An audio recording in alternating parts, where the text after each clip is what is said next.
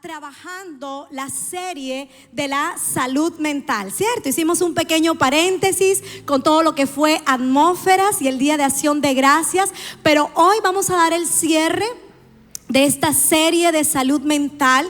Y como iglesia y como equipo pastoral, no desconocemos, como la palabra de Dios mismo lo dice, que nosotros como hijos de Dios somos integrales, espíritu, alma y cuerpo. Por lo tanto, usted y yo como hijos de Dios debemos cuidar el espíritu, debemos cuidar el cuerpo y debemos cuidar el alma. Y de la misma manera, cada una de estas partes del ser humano tiene sus profesionales. Aquí tenemos al doctor Rebolledo junto con su esposa que nos cuidan en la salud. Él como internista, ¿verdad? Nos cuida el cuerpo, los médicos, los entrenadores físicos, el cuidador del espíritu, si se quiere decir así, es todas estas herramientas que tú encuentras en la iglesia AMI a través de nuestros pastores. Los pastores, la palabra de Dios es esa cuidadora del espíritu, y no desconocemos la importancia vital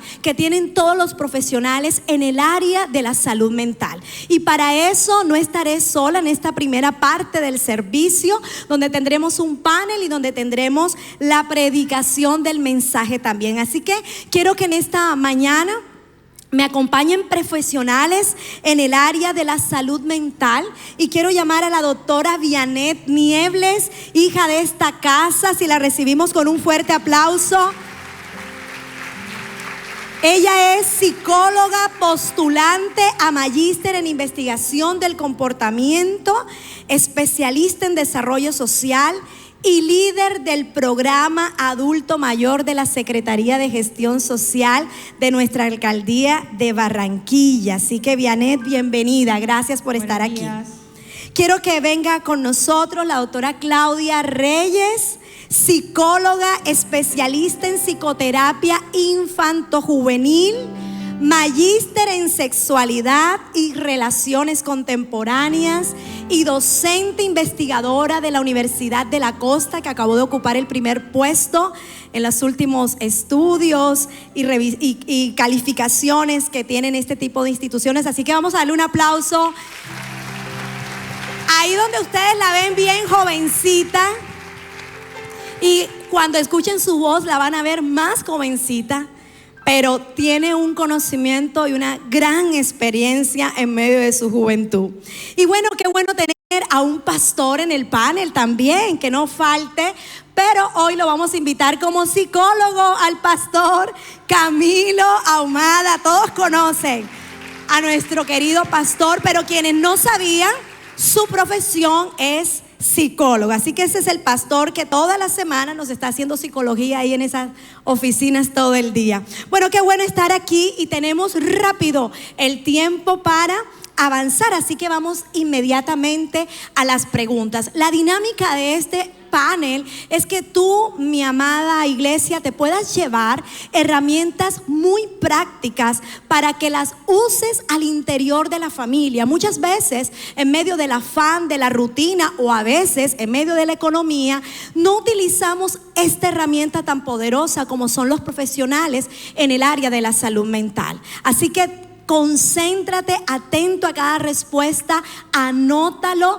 Imagínate que estás ahorita mismo tú en un consultorio con alguno de estos profesionales que hoy te van a bendecir, y lo mejor es que en ellos está depositado el Espíritu Santo. Así que no son simplemente psicólogos, simplemente magíster, son psicólogos del Espíritu, que no es lo mismo. Y bueno, nos vamos con la primera pregunta.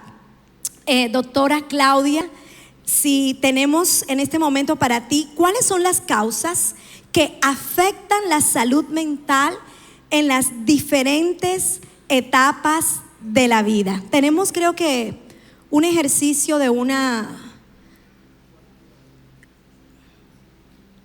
Vamos a darle paso a la siguiente pregunta. ¿Vas a ir así? La primera pregunta y luego yo. Vamos con la siguiente pregunta, y tú quedas cuando te tengan listo lo que nos solicitaste. Creo que con esta podemos comenzar para romper un poquito el hielo del panel. Pastor Camilo, pero hoy le va a decir doctor Camilo. Le digo doctor Camilo, le digo Camilo. Él no es de protocolos ni nada. Camilo, 3 consejos para que las familias promuevan entornos de bienestar emocional. Ok, bueno, si me da chance voy a hablar un poquito más de 3 consejos, pero lo primero es buscar momentos para hablar de manera informal y sincera sobre cómo se sienten. En mi caso, trato de que cuando mis hijos que están pequeños, 9, 5 años, les sucede algo o veo que en el día pasó alguna situación, trato de conversar con ellos de manera clara, buscar el espacio, pero también aquí hay familias con personas o con hijos mayores, jóvenes, adultos, etcétera, etcétera, pero pienso que una clave importante es cómo crear un espacio de conversación donde no tengas que criticar a nadie, donde si tus hijos te dicen algo que ellos sienten, no enseguida le vas a responder, eso no debería ser así, esto es lo que dice así, o sea, ¿por qué? Porque de esa manera lo que tú estás haciendo es bloquear esa confianza, ya ellos no te van a decir más nada, sino que si solamente ellos te dicen cualquier cosa y enseguida lo vas a criticar, pues ahí se pierde la confianza. Así que es importante buscar momentos para hablar. Lo segundo es crear una cultura de vulnerabilidad. Pienso que esa cultura es, si yo me equivoqué, pido perdón.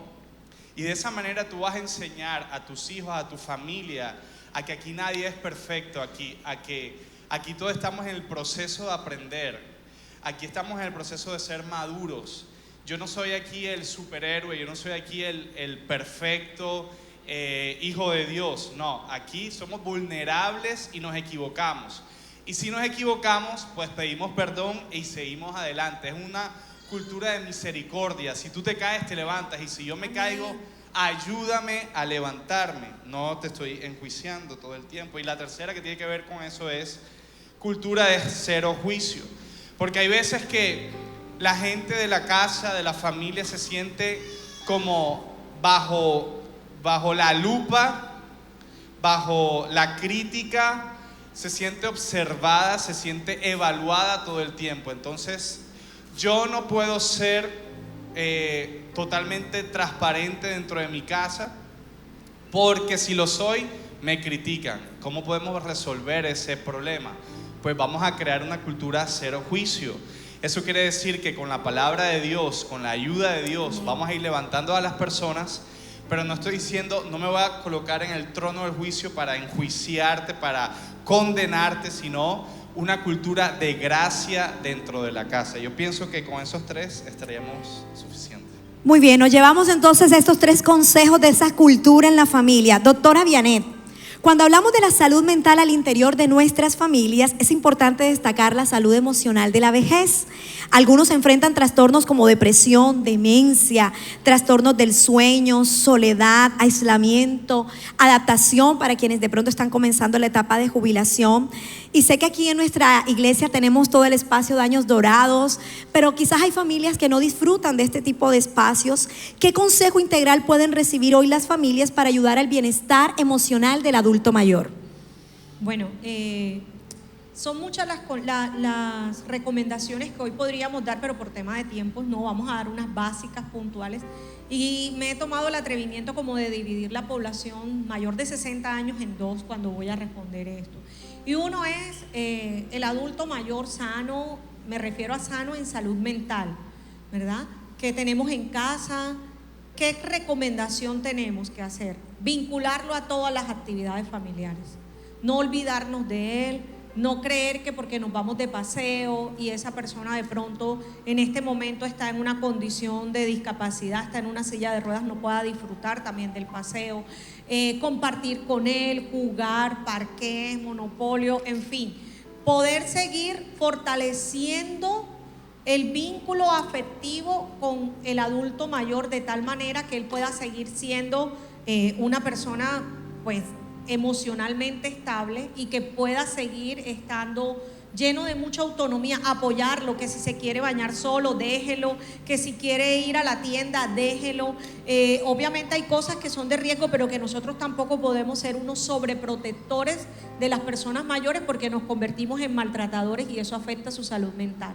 Y la segunda es el otro grupo poblacional del cual quiero hablar, y son aquellos que tienen enfermedades mentales que son neurodegenerativas, es decir, que afectan su parte neurológica, como es el Alzheimer, Parkinson, la demencia senil.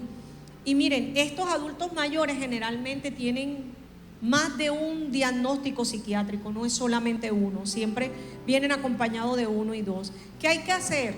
Armarnos de mucha paciencia y mucho amor y tener en cuenta siempre que sus comportamientos violentos, agresivos, sean verbales, físicos, no tienen nada que ver con lo personal. Hay un deterioro a nivel cognitivo, a nivel del cerebro, y van a aparecer estos comportamientos, no tiene nada que ver. Evitemos expresiones como que, no, es que él le tiene rabia ahora a Nubia. No, es que simplemente su cerebro comienza a degenerarse, a desgastarse, por decirlo de manera más simple, y hay comportamientos que él no va a tener autonomía sobre ellos. Lo segundo es que podamos desarmarnos de toda ansiedad, de toda preocupación como familia, de un ambiente hostil, porque sé que cuando hay personas, por ejemplo, con un Alzheimer avanzado, ellas comienzan a olvidar todo, hasta comer, hacen maravillas, ¿verdad? Tienen comportamientos poco atípicos, pero debemos tratar de mantener un ambiente tranquilo en casa, controlado. Y quiero dirigirme ahora puntualmente a la persona que se dedica a cuidar a esa persona adulta mayor, a ese que dentro de la casa hay alguien con Alzheimer y en la familia nadie más puede, pero le tocó a la hija mayor, a la hija menor. No sé cuántos en nuestra iglesia se convirtieron en cuidadores de un adulto mayor. Te bendigo, te bendigo. Es importante, ¿por qué no le damos un abrazo? Es importante que como familia saquemos el espacio para que esta persona que se convierte en cuidadora pueda seguir con su proyecto de vida, pueda seguir cuidando su salud mental, porque a ellos también se les afecta la salud mental. La bendigo y sé que Dios les va a dar las herramientas para eso, pero necesitamos también que como familia podamos cobijar a este cuidador y que por lo menos un día a la semana pueda tener un espacio para poder seguir su proyecto de vida, para poder gestionar las emociones y hasta el cansancio físico que produce cuidar a una persona adulta mayor con estas condiciones. Gracias, y sé que esta última mensajito que nos ha dado la doctora Vianet trae esperanza y aliento para esos cuidadores de adulto mayor. En mi casa está mi papá, así que sé lo que significa tener un roble, como digo yo, de 88 años tiene el mío. Claro que gracias a Dios está fuertecito. Doctora Claudia, ahora sí vamos con las causas de la salud mental, que ella nos las ha querido ilustrar de forma muy gráfica y sé que todos vamos a aprender un poco de este ejercicio. Bueno, sí, yo quería que esta pregunta fuera... está bien. La pudiéramos responder de la siguiente manera.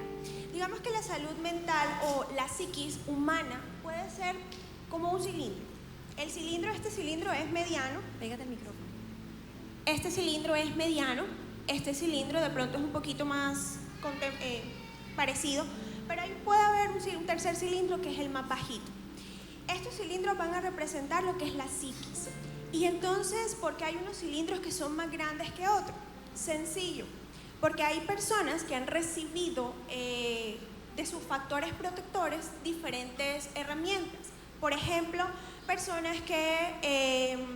hijos que fueron deseados, hijos que fueron acobijados en un hogar, que se les dio todas sus necesidades, que cubrieron todas sus necesidades, que los papás estaban disponibles, que no tenían ninguna enfermedad física ni demás. Entonces, este cilindro de alguna u otra manera va a ser un poco más grande, pero no porque él o ella haya decidido que sea grande, simplemente porque las circunstancias de la vida, porque fueron unos papás súper responsables, de alguna u otra manera depositar, y eso se convierte en un factor de protector. Uno que no tenía enfermedad, entonces factores biológicos, factores familiares, factores psicológicos y factores sociales, es decir, nuestro ambiente estuvo rodeado de un buen ambiente. Pero va a pasar lo contrario con los cilindros más pequeños, ¿sí? Esto se va a convertir entonces en los factores de riesgos. ¿Y cuáles son? Los físicos, enfermedades, los psicológicos, maltrato, por ejemplo, en casas, abusos y demás, factores sociales, como en algún momento lo vivimos en la pandemia, que todos atravesamos por ello, y los factores culturales, ¿sí? Y entonces esto al mismo tiempo se convierte en factor de riesgo. Y esto va a hacer que una persona vaya llenándose. Por ejemplo, una enfermedad, la separación de los papás, dificultades en el trabajo, rechazo, una mala escolaridad, etcétera, etcétera, etcétera. Y llega un punto que llega una situación en particular, y esa situación en particular es lo que se convierte en la gota que rebosó el vaso. Pero no es que esa situación haya marcado la vida de una persona, sí la pudo marcar, sin embargo, esa fue la gota, es decir, que ya el vaso venía lleno. ¿Qué pasa? Que por ciertas circunstancias no utilizamos las herramientas. Como estamos en un ambiente eclesiástico, no utilizamos, por ejemplo, la fe. Que la fe, ante los estudios que se hacen, es tan útil para sobrellevar dificultades y momentos difíciles, pero no las utilizamos. Entonces, ¿dónde depositamos esta agua? En ninguna parte. ¿Qué va a pasar? Que la última gota va a rebosar, y es allí cuando aparecen los trastornos mentales. Gracias, amada Claudia. Y vamos rápidamente a la segunda pregunta. Dentro del contexto lo vamos a manejar la respuesta niños, jóvenes y adultos. ¿Listo? Entonces, la pregunta va a ser igual para todos y a cada uno le voy a decir su enfoque. ¿Cuáles serían los signos de alarma para identificar los trastornos de la emoción, como la ansiedad, la depresión, entre otros? ¿Y qué herramienta debe usar la familia para gestionarlas? Vamos a ir de atrás hacia adelante. Doctora Vianet, vámonos con los signos de alarma en adultos. Bueno, los signos de alarma en adultos, por ejemplo, encontramos cansancio exagerado, sin ninguna causa pues física, ¿no? Porque si la persona tiene una enfermedad de base que genera cansancio, pues ya es otra cosa. Pero un agotamiento y una fatiga, un cansancio exagerado sin explicación, cambios bruscos del estado de ánimo, de pronto ahorita estoy contenta, estoy feliz y quizás comencé a llorar sin motivo aparente. Cuando de pronto vemos que la persona comienza a mostrar desinterés por actividades que antes veíamos que le encantaba compartir, cuando deja de socializar, es decir, ya no le gusta ir al cumpleaños, ya no quiere recibir visitas. Esos son como signos bastante comunes en casi todas las enfermedades de salud mental. Cuando la persona, usted está hablando con ella y ve que tiene unas ideas que no son coherentes con la conversación, cuando no está concentrada, cuando se distrae fácilmente, cuando comienza el consumo de drogas o alcohol. Eso no es solamente cuando estamos allá en la pubertad, sino que también cuando estamos teniendo problemas en nuestra salud mental comienzan a aparecer esos signos. ¿Y qué herramientas podríamos citar brevemente? Hay una personal que me gusta y además que se aplica mucho en psicología breve, y es que, oye, podamos preguntarle a la persona: ¿en qué te puedo ayudar? Cuando ya nosotros nos damos cuenta que algo no está bien con la persona, quizás usted se puede acercar y decirle: ¿en qué te puedo ayudar? Y no hacer la pregunta con el ánimo de averiguar, como decía ahorita Claudia, cuál fue la situación que detonó. No, es simplemente para que la persona sepa que estamos allí, que si lo que necesita es que, no sé, que le hagamos algo de sus ocupaciones diarias, lo podamos hacer, que podamos escuchar a la persona hablar sin enjuiciar, sin emitir ningún tipo de juicio, sin tratar de llevar a la persona a racionamientos, porque esa no es la idea, es simplemente escuchar. Y ese escuchar va amarrado del callar.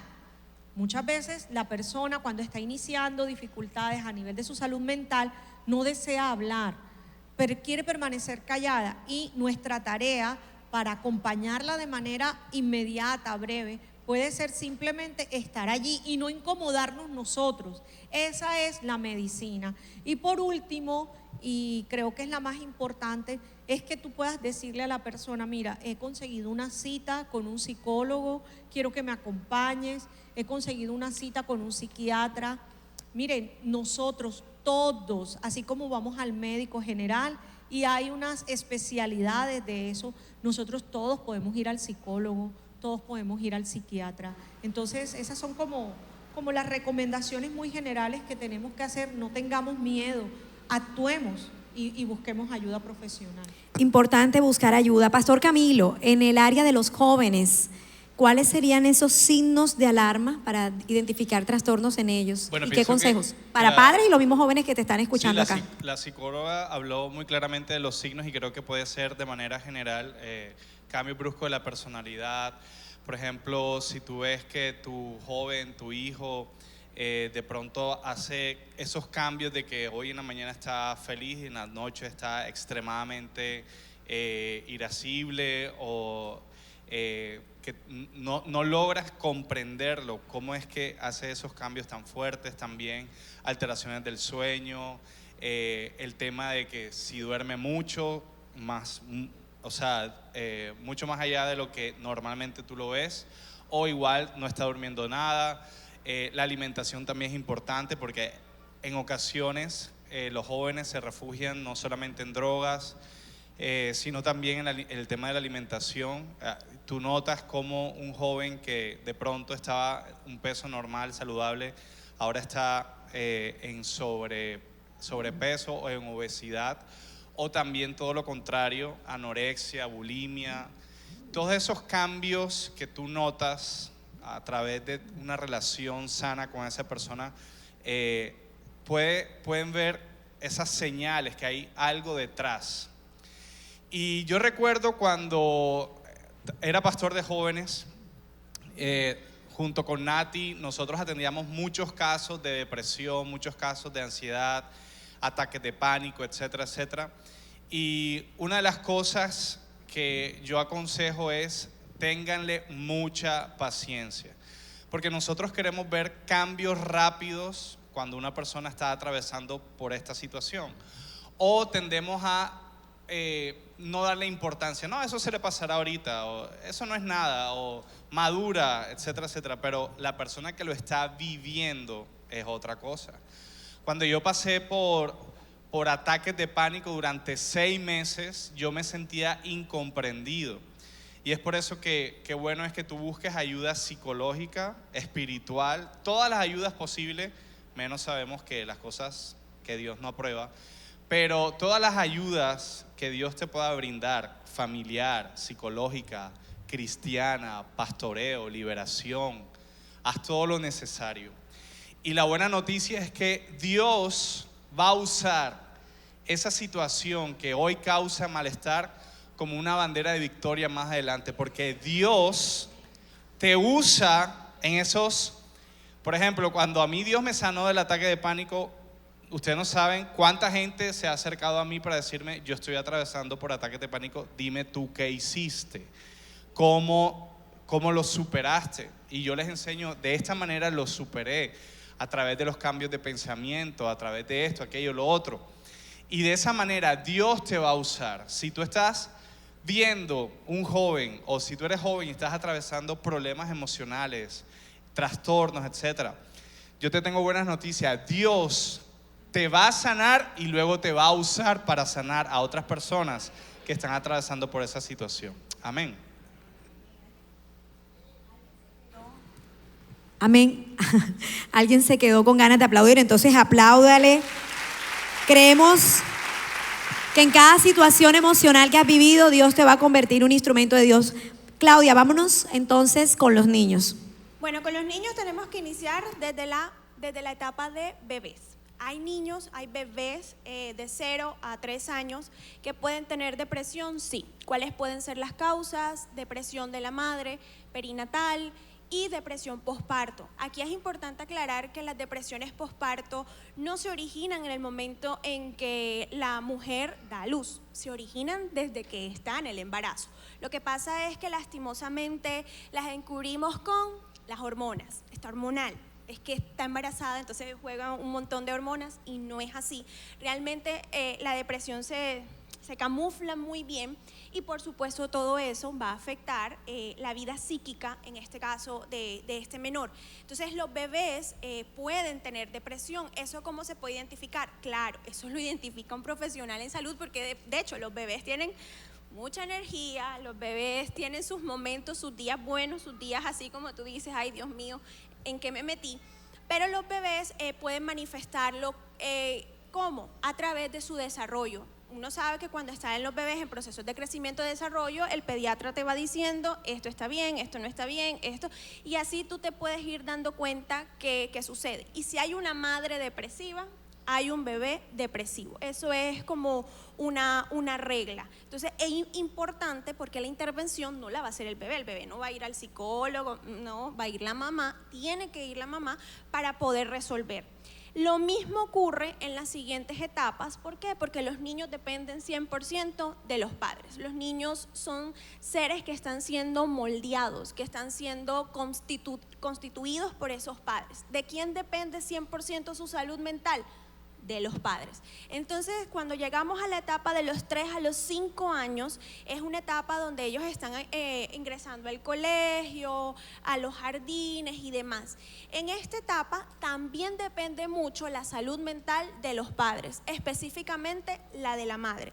En ese sentido, los niños, ¿cómo lo van a manifestar? A través de su comportamiento, básicamente. Entonces vemos que son niños que a veces son, Dios mío, este niño es incansable, tiene una energía, brinca, salta, se tira, vuelve otra vez y dele otra vez. Claro, esto tiene que ir acompañado con otros síntomas. ¿Hay niños que tienen más energía? Sí, hay niños que tienen más energía, pero esto va a ir acompañado de otros síntomas, como por ejemplo dificultades en el sueño, dificultades en la alimentación, que son claves para tú decir, aquí algo no está bien. Aparte de eso, de las dificultades que se van a presentar en su funcionamiento diario, es decir, en el colegio, en las relaciones que va a ir constituyendo a lo largo pues, de su ciclo vital. Luego entonces, cuando entramos a la etapa de los 6 años, aproximadamente como hasta los 10 años, en esta etapa los niños tienen mayor preocupación porque por el ámbito escolar. Y aquí me puedo detener un poquito, ¿verdad? Un poquito, nada más un poquito. En esta etapa comienzan a sentir la mayoría de los niños ansiedad. ¿Por qué? Por las cargas que tienen a nivel escolar. Y súmenle eso cargas, por ejemplo, a nivel familiar. Entonces, este niño tiene carga escolar porque es un colegio que de pronto excede un poco sus capacidades, y aquí es donde es bien importante escogerle un colegio no que quiera el papá, sino el colegio que necesite el niño. Y eso es bien importante porque a veces nosotros queremos X colegio y las capacidades psíquicas del niño no dan para ese colegio, no porque el niño no pueda, sino que le va a ser más difícil adaptarse, y eso va a ser un problema. Entonces llega a esta etapa y el niño comienza a tener ansiedad, dolores de barriga todos los días, eso levantarse en las mañanas, yo lo viví, todos los días me levantaba con dolor de barriga, no era nada crónico, era simplemente no querer ir al colegio y enfrentarme a las exigencias del colegio, porque el colegio tiene sus exigencias. Entonces, en ese sentido, comienza el niño a presentar más que todo dificultades somáticas, dolores de cabeza, dolores de barriga, dolor de pierna, dolor de ojo, y es donde lo llaman a los papás, mire mamita, el niño se siente mal, está en enfermería, lo recoge y se monta en el carro y desapareció el síntoma. Ya no tengo estoy súper bien. Y eso quiere decir algo, ¿no? Aparte de eso, niños que tienen problemas para el sueño, y es increíble que en las consultas he podido evidenciar niños con problemas de sueño, niños que se duermen a veces 12 de la noche, 1 de la mañana, porque no pueden dormirse por X o Y motivo, aparte de las pantallas. Eso es crianza, eso es otro asunto. Y luego entonces, aparte de eso, súmenle que les va a llegar la pubertad. Y la pubertad cada día es más precoz. Y pubertad precoz igual a ansiedad. ¿Por qué? Porque hay una ansiedad precisamente, o hay hormonalmente, pues digamos que hay unos cambios bastante significativos, y aparte de eso, súmenle que socialmente soy diferente a los demás. Es decir, las niñas por lo general tienden a aparecer las características primarias y secundarias más fácil que en los niños, o primero que en los niños. ¿Y qué ocurre? Me veo diferente a ella o a él, y entonces ya quiero vestirme un poco diferente, de pronto con ropa ancha, para que no se me vean los cambios que tengo en mi cuerpo, y socialmente voy a tener dificultades para salir, para entablar relaciones con las demás personas o con las demás, digamos que mis pares. Entonces, en este sentido, esto es un recorrido que les acabo de dar muy breve, pero que lo que nos dice o lo que nos invita es, uno, revisar la salud mental de los papás. Es que no es mentira que mi hijo me salió así por obra y gracia del Espíritu Santo. No. De hecho, la Biblia dice, la fe sin obra es muerta. Yo puedo tener fe, pero si yo no hago algo en mi casa, en mi contexto, pues mi hijo va a salir totalmente diferente a mi fe.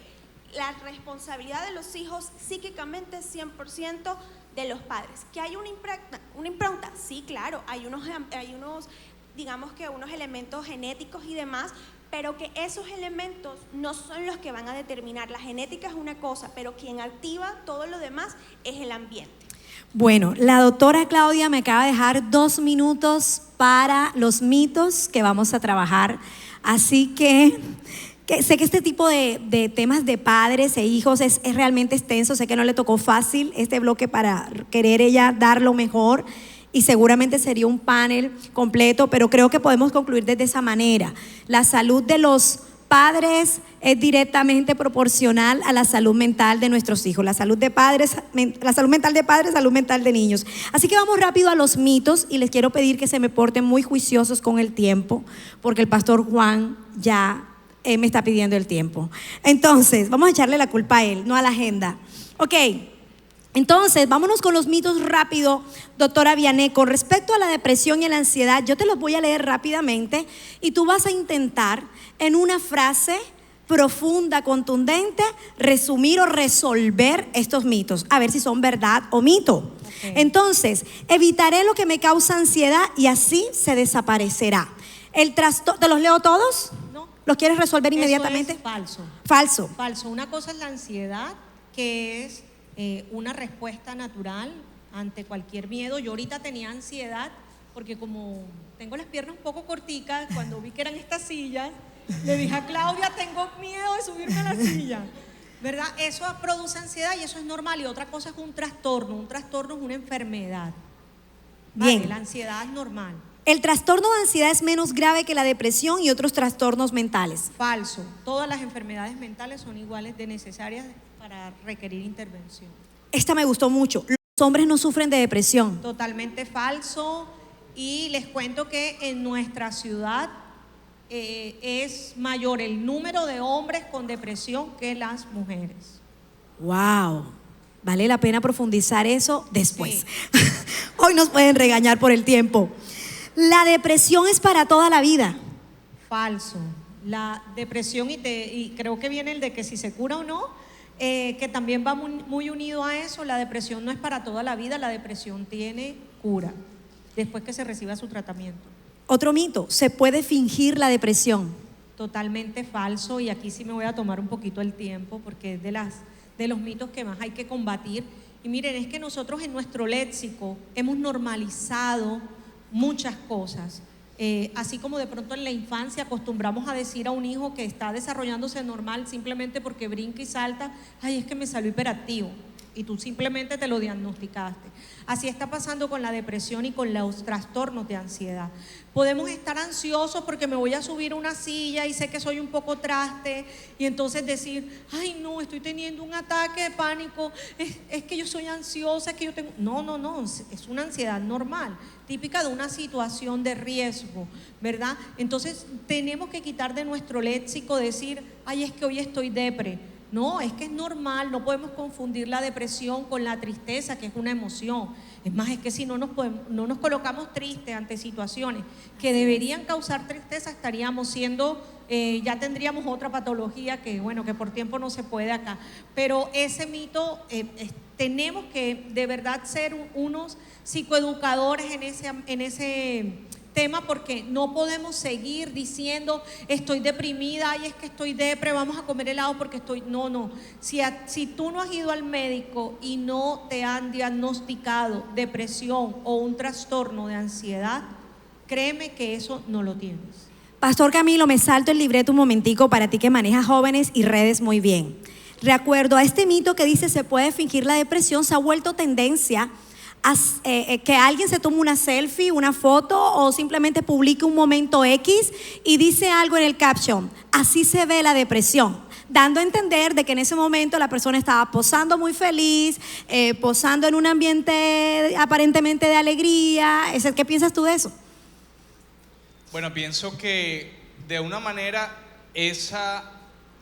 hablar de depresión abiertamente, no tenerla como un mito, es algo bueno porque de esa manera muchas personas pueden identificarse de que no están viviendo esta situación sola o es la única persona rara de la familia o del mundo, es importante. Pero por otro lado tampoco podemos simplemente decir hoy tengo depresión y no pasa nada, o sea, como que estoy a la moda, estoy dentro de lo que está pasando en el mundo y no pasa nada. No, ¿por qué? Porque Dios no te diseñó para estar en depresión toda la vida. Dios no te diseñó para que... Es más, Jesús dijo, vengo a que tengas una vida y la tengas en abundancia. Amén. Y la vida abundante no es estar en depresión todo el día o que te afecte cualquier cosa y que te mueras por situaciones pequeñas. Ahora, si estás en medio de una depresión, aquí estamos hablándote de que busca ayuda, lo puedes superar con la mano de Dios, con la mano de profesionales, con ayuda de tus pastores, pero Dios no te diseñó para que vivas toda tu vida en depresión. Gracias. Avanzamos rápidamente. Doctora Vianney, ¿usted quiere decir algo? Una frase, le regalo una frase. Cortico. Y es que, miren, en medio de la depresión, tenemos tantos mitos. Yo soy psicóloga, pero también tuve episodios de depresión, tuve un tiempo con depresión. Y realmente cuando tenemos depresión, no necesariamente estamos pensando en quitarnos la vida. Es algo que también tenemos que desfigurar. O sea, yo puedo estar deprimida y lo estuve por un buen tiempo. Tuve una depresión por 2 años. El llegar a esta iglesia me sirvió muchísimo, pero también, aunque fuera psicóloga, tuve que buscar ayuda, tuve que ir a un psicólogo, tuve que, por momentos, por tiempos, recibir medicación para poder dormir, y eso también es otro mito. No podemos ni siquiera medicarnos porque está en tendencia. A veces uno está en reuniones sociales y es usual que todo el mundo hable de qué medicamento usa para dormir y simplemente porque alguien se lo compartió, más no porque el doctor Rebolledo se ríe, pero no porque fue un especialista, en este caso un psiquiatra, y se lo formuló. Pero tampoco puedo creer que porque yo esté medicada voy a crear una adicción, me voy a volver loca. No, eso después que esté bajo un control psiquiátrico es necesario. Gracias, doctora Vianney. Claudia Reyes, una sola frase para ti en cada mito que te voy a leer. De hecho, ampliaste mucho una. Vamos a comenzar con esa que fue la que creo que terminaste tu pregunta. ¿Los niños superan los problemas de salud mental a medida que crecen? Sí. Ok. Con ayuda y depende de qué trastorno. Si hablamos, por ejemplo, del neurodesarrollo, es un acompañamiento hasta que termine, por lo menos la etapa escolar.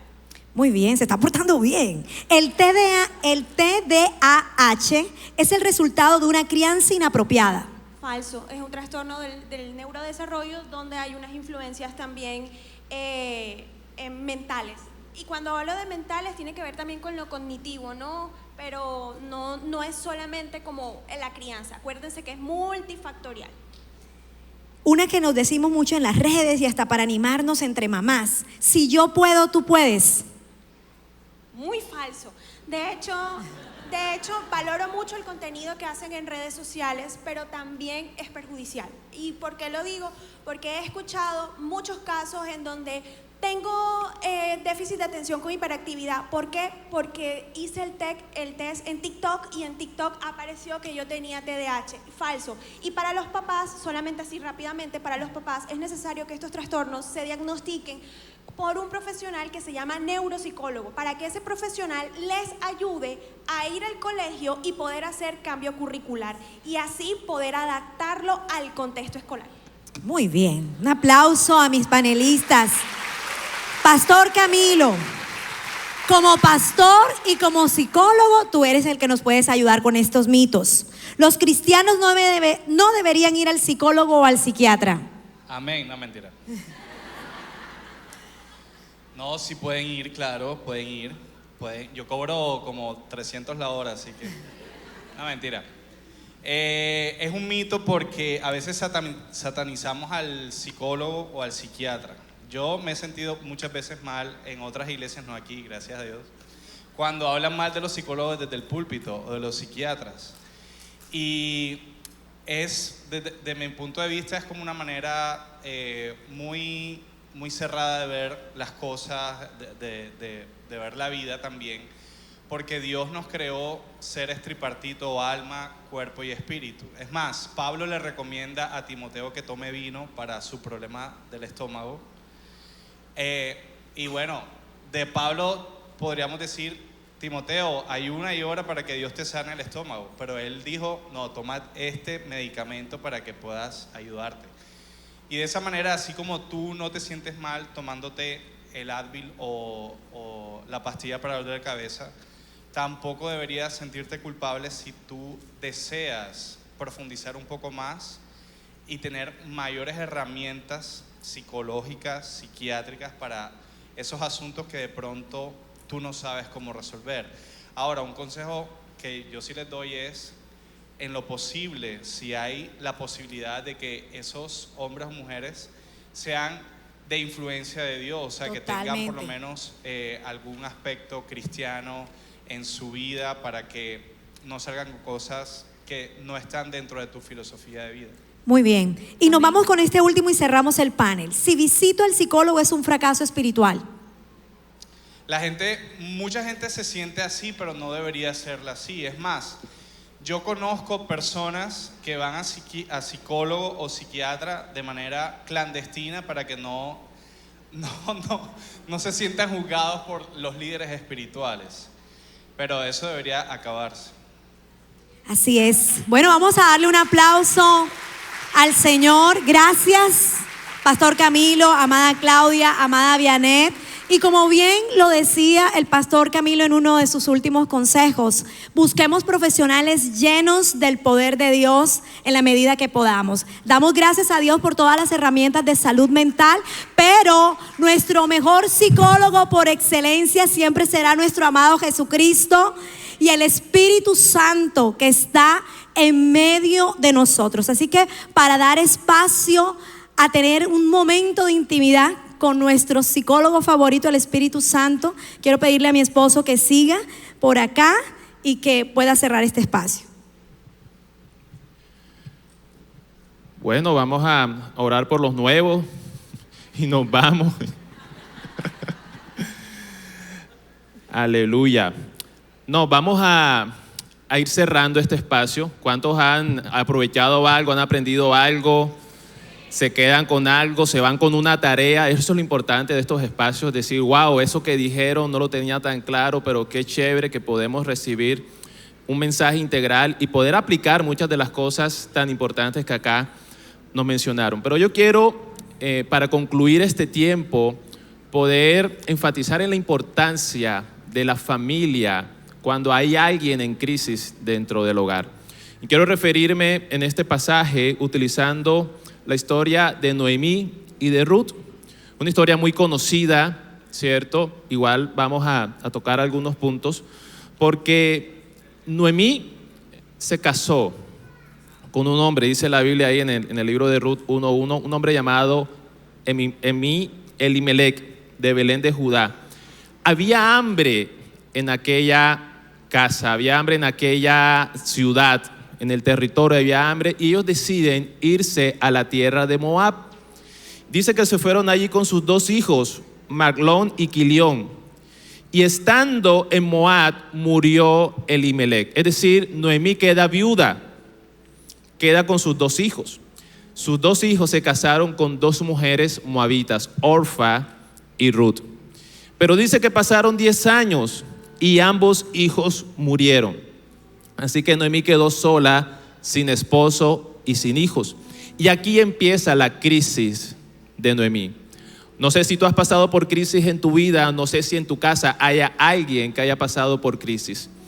Pero es posible que experimentes algunas de las cosas que Noemí experimentó y los pudiéramos llamar como esos signos que hablaron aquí en el panel, esos signos que algunas veces las personas podemos darnos cuenta que están pasando por momentos difíciles, ya sea en su salud emocional, espiritual o hasta física. Noemí los experimentó todos. Ella queda viuda. Cuando una mujer en aquel entonces quedaba viuda, quedaba desprotegida porque el hombre era quien representaba a la mujer y le proveía todo desde la perspectiva económica, social, etc. Entonces esa mujer viuda quedaba a cargo de su hijo primogénito, pero el hijo primogénito también muere y el segundo también muere, así que ella queda viuda y totalmente desprotegida. No solamente eso, sino que estaba en un país diferente al de ella, en un país pagano, un país que no creían en Dios, que tenían dioses, estaban dados a la idolatría, estaban dados a sus hijos ofrecerlos en sacrificio. Así que estaba en un ambiente hostil, en un entorno muy difícil. Y en esta condición de viuda estaba destinada a la pobreza, estaba destinada a ser marginada. Muchas veces a estas mujeres viudas las explotaban económicamente, incluso muchas terminaban yéndose a la prostitución para poder subsistir. Entonces, este era el contexto en el que estaba Noemí. Y dice allí, en Noemí 1:11, le dice entonces a ella, a sus nueras: es mejor que regresen a su pueblo, yo no voy a tener más hijos que puedan casarse con ustedes. Regresen a casa de sus padres porque yo soy demasiado vieja. No saben cuánto siento que el Señor me haya castigado de esta manera y esto les cause dolor. Durante todo ese momento en que ella decide regresar a su ciudad natal, le dice a las nueras: regresen a casa de sus padres. Le dice 4 veces, en otras palabras, déjenme sola. Ustedes estarán mejor en otro lugar, ya yo no tengo nada que ofrecerles, ya estoy vieja, Dios me ha castigado. Así que ella se sentía que tenía que estar sola, no se sentía digna de ser amada porque no tenía nada que ofrecer. También sentía que Dios era el que la había castigado y que era la causante del dolor de aquellas personas que ella tanto estimaba. Algunas veces las personas pasan por situaciones difíciles en las cuales sienten que Dios las ha castigado o sienten que son causantes de carga. Siente que en su casa de pronto son causantes de estorbo para aquellos que están ahí. No se sienten amados, no se sienten dignos, no se sienten valorados. Así que Noemí también finalmente deja Moab, regresa a Israel después de tanto tiempo. Y cuando llega, dicen: ahí viene Noemí, llegó Noemí. Y en el versículo 20 dice: no me llamen Noemí. Noemí significa dulce.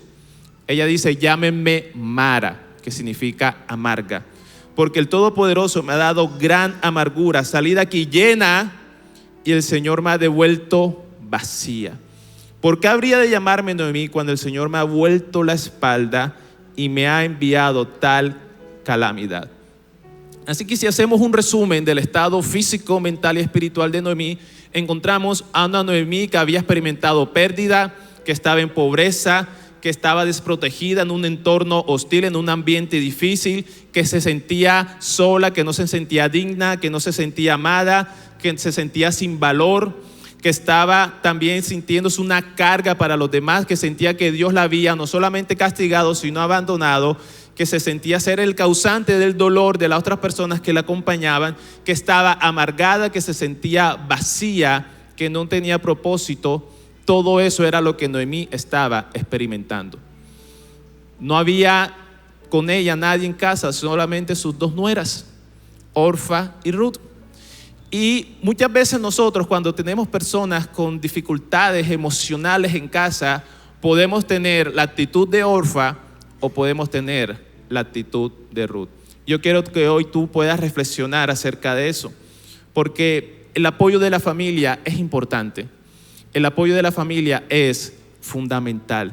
para nosotros poder apoyar a aquellos que tanto lo necesitan. Orfa apoyó al principio. La primera vez que Noemí le dijo, regresen a su casa, tanto Orfa como Ruth lloraron con ella y le dijeron, no, queremos ir contigo, vamos contigo, nosotros queremos ir contigo. Pero la segunda vez que Noemí ya habían avanzado, estaban como quien dice al límite de la ciudad, y les dice nuevamente, regresen a sus casas. Ahí Orfa, ahí sí empezó a pensar y dijo, bueno, allá voy a ser extranjera yo también perdí a mi esposo y yo definitivamente mejor me quedo. Ella tanto está insistiendo, así que yo la voy a abandonar. Y en el hebreo, Orfa tiene ese contexto, significa aquella que da la espalda.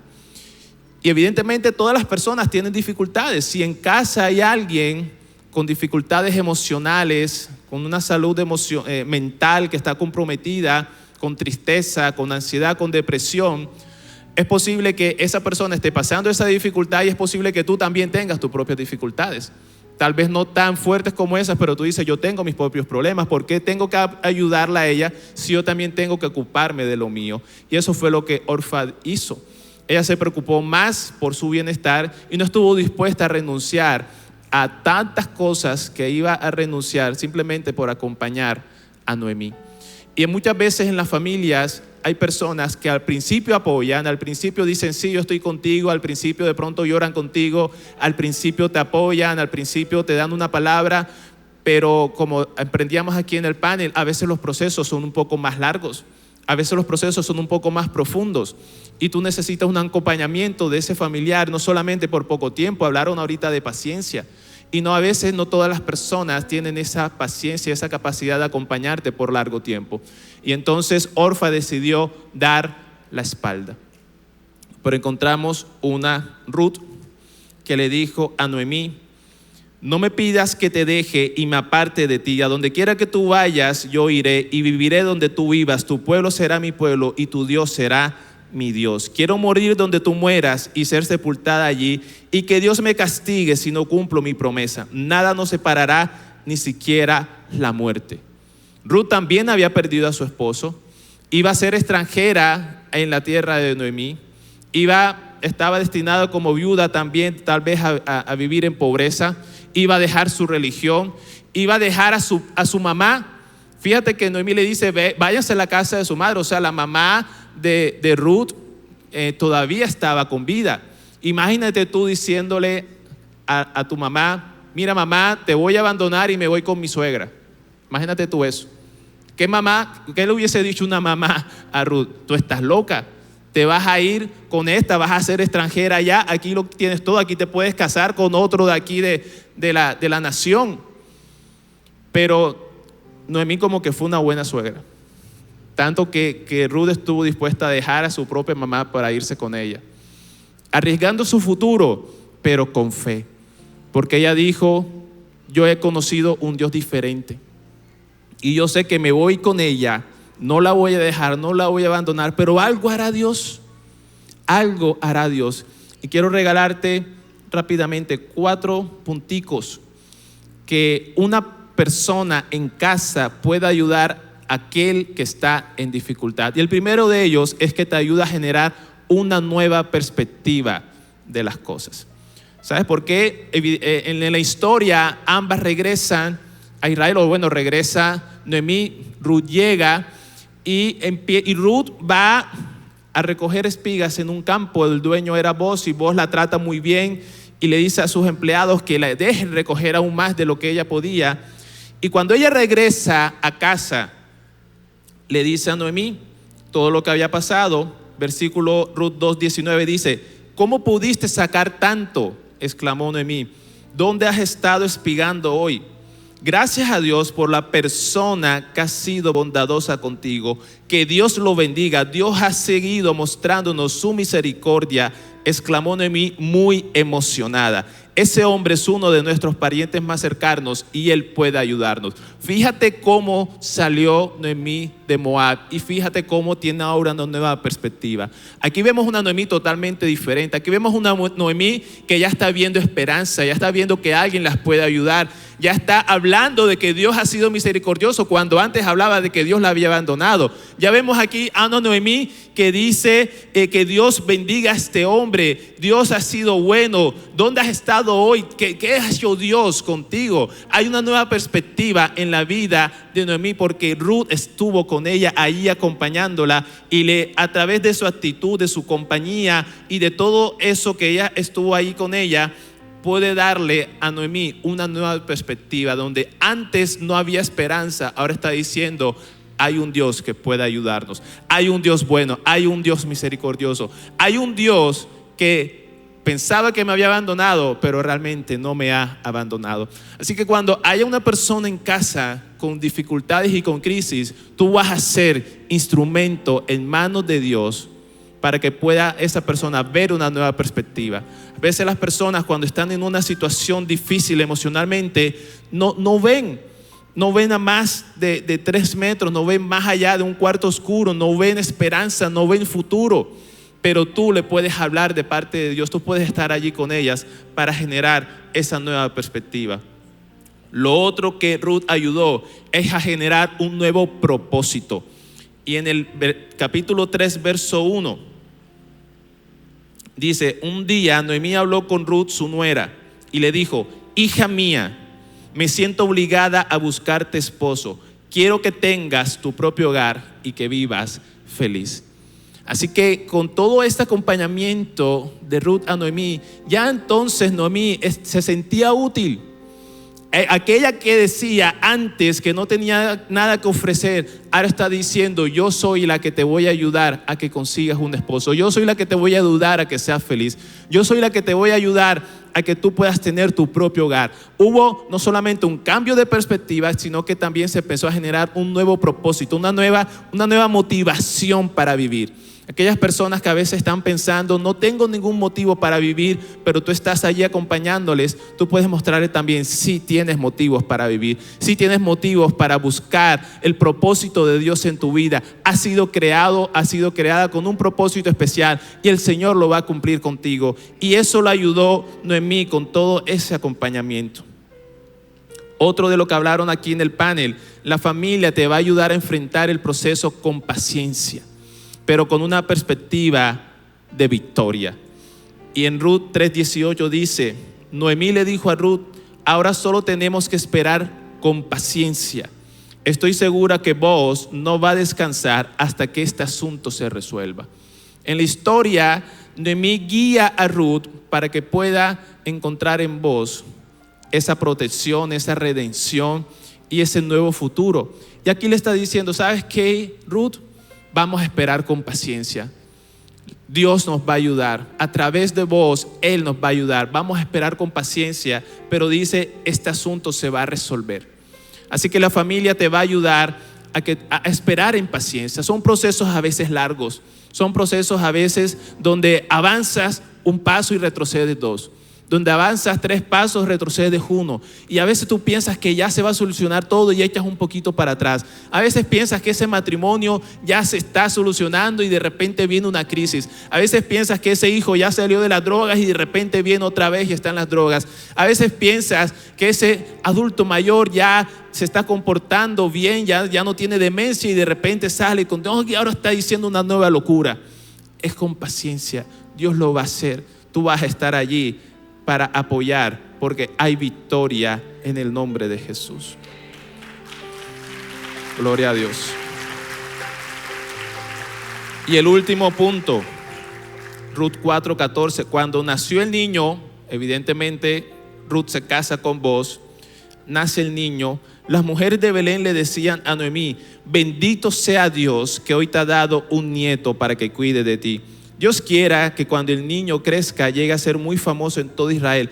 Él te hará muy feliz y te cuidará en tu vejez, porque es hijo de tu nuera Ruth.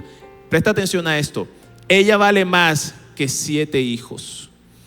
Ruth estuvo allí para Noemí más que 7 hijos. Estamos hablando del apoyo de la familia. Algunos dirán: pero bueno, la nuera no es que sea tan familia. de la suegra. Pero en este caso, Ruth se convirtió para Noemí como más que 7 hijos, porque la ha amado, porque te ama mucho y ha sido buena contigo. Noemí abrazó al bebé con mucho cariño y desde ese día se dedicó a cuidarlo. La familia va a estar allí contigo, no solamente durante el proceso, sino para disfrutar contigo la victoria.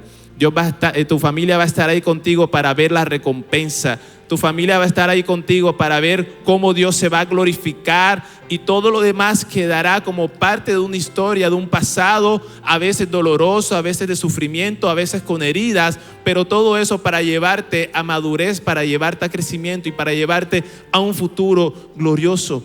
Y todo eso fue posible gracias a que hubo una mujer, Ruth, que decidió renunciar a todo, renunció a su comodidad. Para apoyar a alguien en casa tienes que renunciar a tu comodidad. Hay que hacer muchas renuncias. Hay que estar allí para esa persona, acompañando, escuchando con paciencia. Pero Ruth dijo: Dios puede hacer algo. Yo quiero que te coloques allí sobre tus pies y alabanza me acompaña, por favor. Porque cuando todos los procesos difíciles de crisis, emociones, salud mental, depresión, tristeza, amargura, ansiedad, cuando todos esos procesos tú estás allí y logras superarlos, tú te das cuenta que Dios nunca te abandonó. De que todo estuvo haciendo parte de un plan mucho más grande de Dios para tu vida. Dice versículo 17: las vecinas buscaron un nombre para el bebé y lo llamaron Obed. Y a todos los amigos les decían: Noemí ya tiene un hijo. Obed creció y fue el padre de Jesé y el abuelo de David. Nada más y nada menos que después de todo ese momento tan difícil, esa crisis que vivió Noemí, este hijo suyo, este nieto suyo, se convirtió en uno de los abuelos de David. Y de David viene Jesús. Toda una genealogía que estuvo marcada desde un principio. Es más, ni Orfa ni Ruth tuvieron hijos durante 10 años que estuvieron casadas con sus esposos. Si hubiesen tenido hijos, tal vez se hubiesen quedado allá. Tal vez Noemí se hubiese quedado en Moab, no hubiese regresado, no hubiesen conocido a Boaz, no hubiesen tenido a un Obed que es ascendiente de Jesús. Así que aguanta, soporta la prueba. Santiago 1:2 dice: Dios bendice a los que soportan con paciencia las pruebas y las tentaciones, porque después de superarlas recibirán la corona de vida que Dios ha prometido a aquellos que le aman. Son momentos difíciles. Alguien en casa está pasando un momento difícil, pero tú estás allí para soportar con paciencia. Tú estás allí para acompañar. Tú estás allí siendo instrumento en manos de Dios y vas a disfrutar esa corona de vida para aquellos que le aman. Padre, gracias te damos. Señor, gracias porque sabemos que tú nos das la capacidad de poder acompañar a nuestra familia. Una casa dividida contra sí misma no podrá prosperar, pero aquella casa que se mantiene unida, aquella casa que reconoce a Dios como su Redentor, como aquel que le da la victoria en medio de cualquier dificultad, será una casa que pueda recibir esa corona de vida. ¿Sabes una cosa?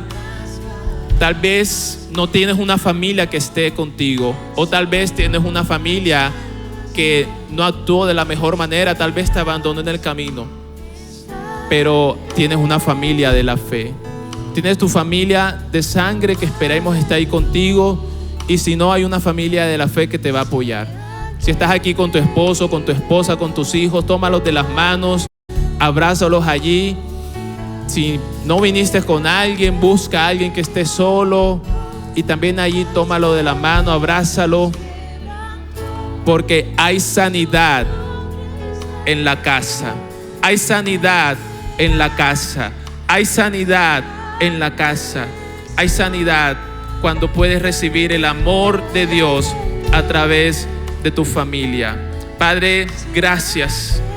Gracias, Señor, porque muchas veces solamente es un abrazo el que necesitas. Muchas veces solamente es alguien que te escuche.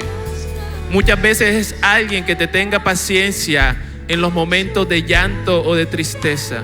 Muchas veces es alguien que solamente necesita tener un hombro para llorar. Y ahí estará la familia para soportarte, y está la familia de la fe también para levantarte. En el nombre poderoso de Jesús. Bendiciones, quiero darte gracias por haber llegado al final de esta palabra que estoy seguro te bendijo, y quiero pedirte que la compartas con alguien más.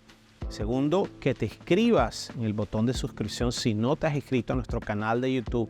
Y tercero, quiero invitarte a que nos ayudes a seguir expandiendo esta programación, esta palabra por todo el mundo, pues es la palabra la que bendice, la que sana, libera y prospera. Así que si quieres ayudarnos, te invito a que des una semilla de fe en nuestro código QR o entra al link de nuestra página Donaciones, para que así podamos bendecir a miles de familias en la tierra. Eres uno de aquellos que eres bendecido para bendecir.